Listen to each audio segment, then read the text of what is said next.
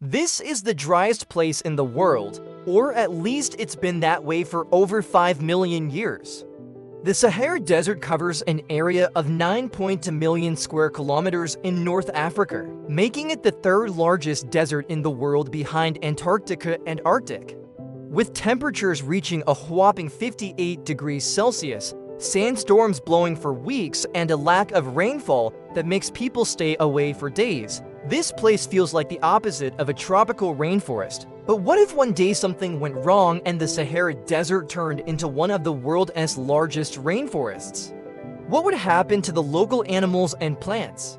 And most importantly, how would this affect us humans? Well, let's find out. The first thing we should look at is the Sahara Desert itself. What makes this place so dry? So first off, the tilt of the Earth's axis is slightly angled at 23.5 degrees. This means that the northern and southern hemispheres receive different amounts of sunlight throughout the year. During summer, the sun shines more directly on the northern hemisphere.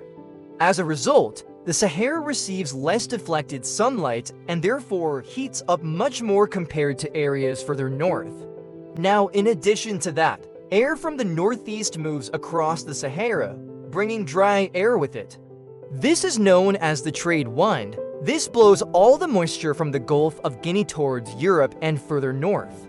And finally, because the Sahara is mostly flat and sandy, there are no mountains to block the sun or trap moisture from the air. So basically, you get a really hot, dry area which is not welcoming to rainforests or their components.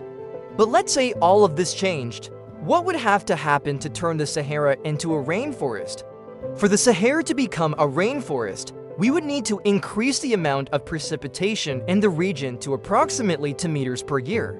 Currently, some areas of the Sahara see less than 50 millimeters of rain a year.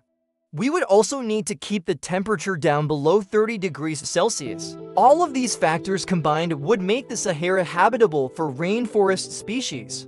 Okay, now that our new tropical rainforest exists, what animals could we see roaming around? Let's start with the obvious one, jaguars. Jaguars are native to the Americas. They're incredibly adaptable creatures. So it wouldn't take much for them to feel at home in the Sahara. There's plenty of prey for them to hunt, and they would fit right in.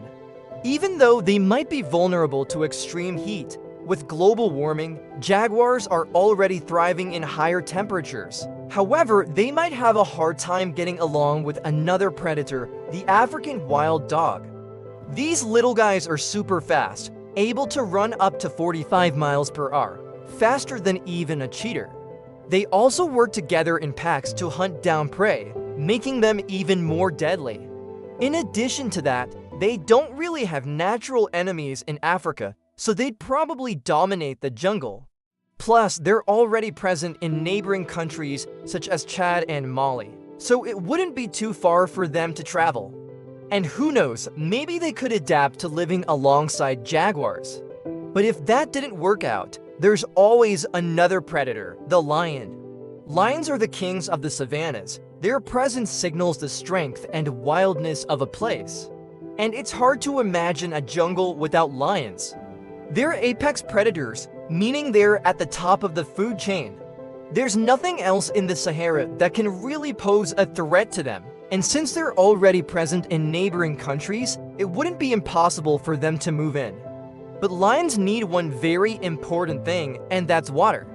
Water is essential for the survival of lions. They need it to regulate their body temperature, to transport nutrients and oxygen throughout their bodies, and to keep their skin healthy. So with a constant supply of water in the Sahara jungle, lions would have everything they needed to thrive. Now let's talk about the elephants. These gentle giants are among the largest land mammals on Earth, weighing up to 6 tons. They play an important role in shaping the ecosystem by trampling down trees and creating clearings. This helps to maintain the balance between the trees and the grassland. Elephants are herbivores, meaning they would have no natural predators in the jungle. They can live in groups of up to 150 members, making them a real force to be reckoned with. But what about some primates? After all, what's a jungle without monkeys? Chimpanzees are highly intelligent creatures. They use tools, have complex social interactions, and can recognize themselves in the mirror. They're also great climbers, which would come in handy when navigating the tall trees of the jungle. Bonobos are another primate that would do well in the Sahara jungle. They're known for their peaceful nature and are often called the make-love, not war monkeys.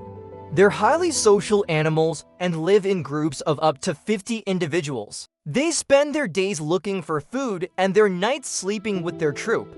Now let us take a look at some of the birds that would likely make their home in the Sahara. First up, we have parrots. They're known for their beautiful colors, intelligence, and ability to mimic human speech. Parrots are found in tropical regions around the world and are well adapted to life in a jungle environment. Then there's the hornbill, a bird with a large, distinctive bill that comes in various sizes and colors. Hornbills are often considered the forest's gardeners as they help to disperse seeds through their droppings. Finally, we have the toucan, a bird that needs no introduction. Toucans are instantly recognizable by their large, colorful bills that they use for attracting mates and communicating. They're also excellent at catching fish, which would be a great source of protein in the Sahara jungle. The Sahara jungle would be home to a variety of insects, including butterflies, beetles, and ants. These insects would play an important role in pollination and decomposition, helping to keep the jungle ecosystem thriving. Now let's talk about the impact that a Sahara jungle would have on us humans. The most obvious impact would be the change in climate. The Sahara is currently a desert with very little vegetation. But once it becomes a lush jungle, it would start to trap more moisture in the air, leading to more rainfall and higher humidity. This would not only affect the local climate, but also the surrounding regions. The Sahara Desert is a major source of dust storms, which can travel thousands of miles and affect air quality around the world. If the Sahara turns into a rainforest, the frequency of these dust storms would likely decrease, leading to cleaner air. The Sahara Rainforest would also be a major tourist destination, attracting people from all over the world to come and experience its beauty. This would boost the local economy and create jobs for many people. But it wouldn't be all sunshine and rainbows. There would also be challenges associated with having a rainforest in such a remote area. One of the biggest challenges would be protecting the rainforest from illegal activities such as logging and poaching. Another challenge would be keeping the rainforest free from invasive species, both plants and animals, that could threaten the delicate balance of the ecosystem. Finally, there would be the issue of managing the water resources of the rainforest. Since the Sahara is already a dry desert, it's possible that the water resources may not be enough to sustain a full-blown rainforest. Careful management would be needed to ensure that the water is used sustainably and that there is enough to go around. In conclusion, turning the Sahara into a rainforest would have a profound impact on the world around us. From the animals and plants that would call it home to the challenges that we would face in protecting and managing it. It is a fascinating concept that makes us think about the delicate balance of our planet's ecosystems and the importance of preserving what we have. But hey, it's just a fun movie and a thought experiment.